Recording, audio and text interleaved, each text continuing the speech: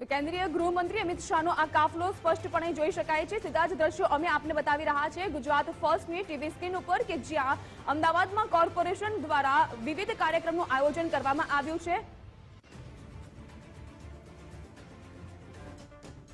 બાળજની આપણે વાત કરીએ તો બાળજમાં શાળા નંબર 1 છે કે જ્યાં લોકાર્પણ કાર્યક્રમનું આયોજન અને આ જગ્યા ઉપર આ સ્થળ પર પહોંચી ચૂક્યા છે કેન્દ્રીય ગૃહમંત્રી અમિતભાઈ શાહ। તેઓનો કાફલો અને તેઓ પણ અહીં પહોંચી ચૂક્યા છે। બાળજ ખાતે એક તરફ જ્યાં પ્રધાનમંત્રી આવાસનું લોકાર્પણ, ત્યાં જ બીજી બાજુ શાળા નંબર 1 નું પણ લોકાર્પણ તેઓના હસ્તે થવા જઈ રહ્યું છે। શૈક્ષણિક જે લાયકાત હોય છે એ તમામે તમામ વિદ્યાર્થીઓને શિક્ષણ મેળવવાનો અધિકાર છે અને તેના જ ભાગરૂપે અહીં જે શાળા નંબર 1 બનીને તૈયાર થઈ ચૂકી છે તેનું લોકાર્પણ કેન્દ્રીય ગૃહમંત્રી અમિત શાહના હસ્તે થઈ રહ્યું છે। એટલે કહી શકાય કે અમદાવાદની જનતાને આજે કરોડોની વિકાસલક્ષી ભેટ મળવા જઈ રહી છે।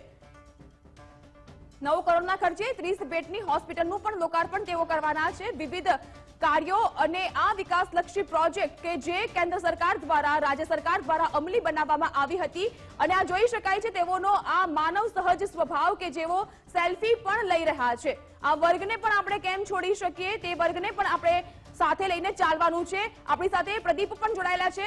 પ્રદીપ, કેન્દ્રીય ગૃહમંત્રી અમિત શાહ આવી ગયા છે બાળજ ખાતે શાળા નંબર 1 નું લોકાર્પણ।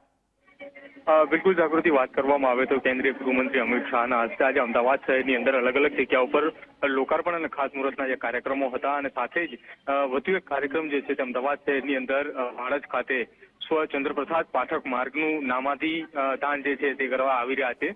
આ સ્કૂલના જે સંચાલક જે છે રાજાભાઈ પાઠક, તેમની સાથે પણ થોડી વાર પહેલા મીડિયાએ વાત કરી હતી। તેમણે પણ કહ્યું હતું કે શિક્ષક માટે જે છે તે ગર્વની વાત કહી શકાય કે તેમના શાળાની બહાર જે તેમના નામની એક તકતી લાગે જે બહારનો જે માર્ગ જે છે તે તેમના નામે જાહેર કરવામાં આવે। આજે કેન્દ્રીય ગૃહમંત્રી અમિત શાહ દ્વારા અમદાવાદ શહેર અને સાથે જ ગાંધીનગર લોકસભા વિસ્તારની અંદર વાત કરવામાં આવે તો 1980 કરોડની આસપાસ જે રકમ જે છે તેનું લોકાર્પણ અને તે ખાતમુહૂર્ત કાર્યક્રમ જે છે તે કરવામાં આવ્યું છે। હાલ કેન્દ્રીય ગૃહમંત્રી અમિત શાહ શાળાના સંચાલક જે છે તેની સાથે આ સ્વતંત્ર પ્રસાદ પાઠક માર્ગનું જે છે તે નામાધીન જે છે તે કરવામાં આવ્યું છે। આ સાથે અહીંયા તેમના કાફલા સાથે જયારે આવ્યા ત્યારે ગાડીમાંથી ઉતરીને તાત્કાલિક તેમને અહીંના સ્થાનિક લોકો જે તેમની રાહ જોઈને કલાકોથી બહાર ઉભા હતા તેમને તમામને મળ્યા, સાથે બાળકોને પણ જે છે તેઓ મળ્યા હતા અને તેમની મુલાકાત લીધા બાદ તેમને આ જે ચંદ્રપ્રસાદ પાઠક માર્ગનું જે છે તે નામાધીન કર્યું હતું। જાગૃતિ જી પ્રદીપ, આપની પાસેથી પડે પડના અપડેટ મેળવતા રહીશું। તો કેન્દ્રીય ગૃહમંત્રી અમિત શાહ અમદાવાદની મુલાકાતે છે અને વિવિધ કાર્યક્રમમાં તેઓ ઉપસ્થિત થઈ રહ્યા છે ત્યારે પડે પડના કાર્યક્રમ અને પડે પડના તેઓના કાર્યક્રમની અપડેટ ગુજરાત ફર્સ્ટ આપ દર્શક મિત્રોને આપી રહ્યું છે। બાળજની જનતા નહીં પરંતુ અમદાવાદની જનતાને લાખો કરોડોની ભેટ આજે મળી રહી છે। બાળજમાં શાળા નંબર 1 નું લોકાર્પણ કરવા માટે પહોંચી ચૂક્યા છે કેન્દ્રીય ગૃહમંત્રી અમિતભાઈ શાહ। સ્વર્ગસ્થ ચંદ્રપ્રસાદ પાઠક માર્ગનું અનાવરણ પણ તેઓએ કર્યું છે કારણ કે અહીંની માંગ પણ એક એવી હતી કે આ જે માર્ગ છે તેને એક નામ આપવામાં આવે અને એ નામ આજે કેન્દ્રીય ગૃહમંત્રી અમિતભાઈ શાહના હસ્તે આપવામાં આવ્યું છે। ઉપસ્થિત જનમેદનીનું અભિવાદન તેઓએ ઝીલ્યું અને લોકો સાથે સેલ્ફી પડાવતા તેઓનો જે માનવ સહજ સ્વભાવ છે તે પણ આપણને અહીં જોવા મળી રહ્યો છે।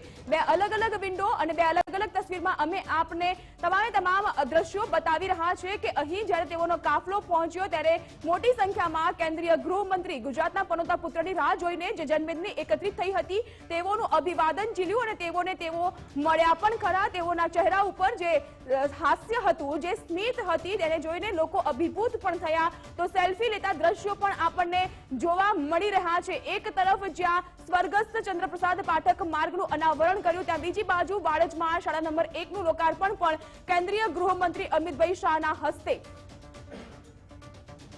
આ સાથે જ વાડજમાં જ્યાં રામદેવ પીર ટેકરાની સામે જે પ્રધાનમંત્રી આવાસ યોજના હેઠળ મકાન બનીને તૈયાર થઈ ચૂક્યા છે તેનું પણ લોકાર્પણ તેઓના હસ્તે।